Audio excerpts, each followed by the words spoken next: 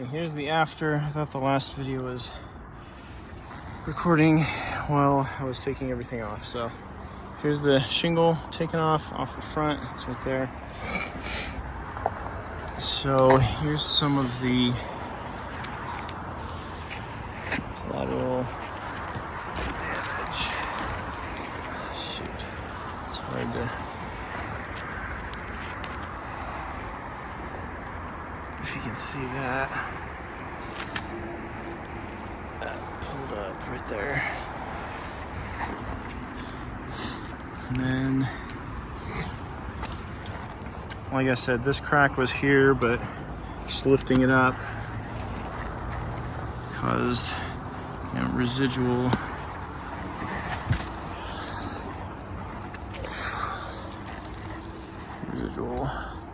going up under there.